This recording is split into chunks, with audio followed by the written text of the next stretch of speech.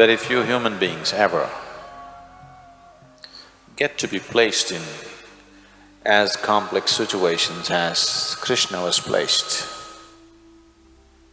In one human being's life, going through the variety of situations that he went through is generally, it doesn't happen to most human beings. And in all these situations that he was faced with, the clarity of vision that he exhibited and the certainty about his ability to discern as to what is true and what is not true, the clarity that he brought to people around him, people began to experiencing like godlike. So he was proclaimed as an incarnation and a complete incarnation. For those of you who are not familiar with this, they talk about 9 incarnations. I want you to understand this is… what I'm going to say now is much before Charles Darwin came. So the first incarnation was avatara, that means God appeared in the form of a fish.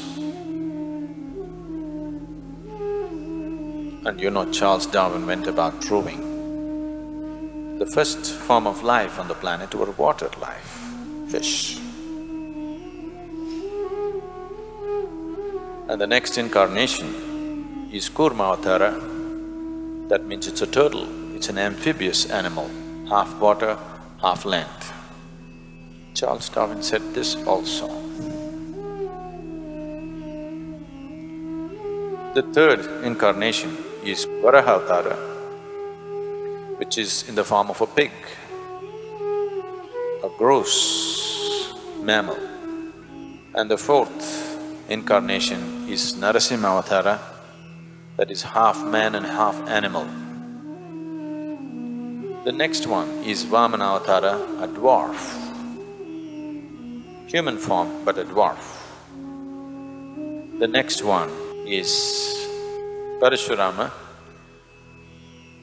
a full-grown man, but an extremely violent man, a great fighter. We will meet him shortly here also. Krishna meets him, so he's still alive. So Parashurama is a fighting man.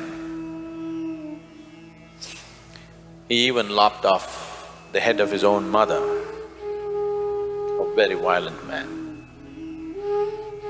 The next one is Rama avatara, a very peaceful one, but very uni-dimensional kind of man.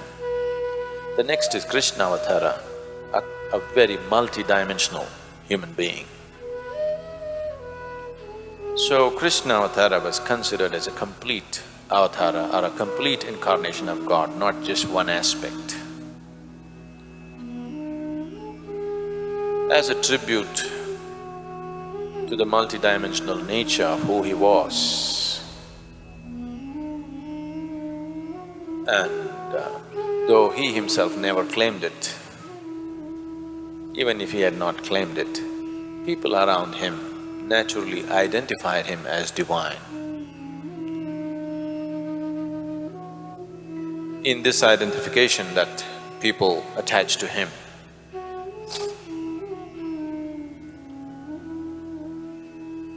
the whole culture evolved around this identity of Krishna being a complete incarnation of the divine.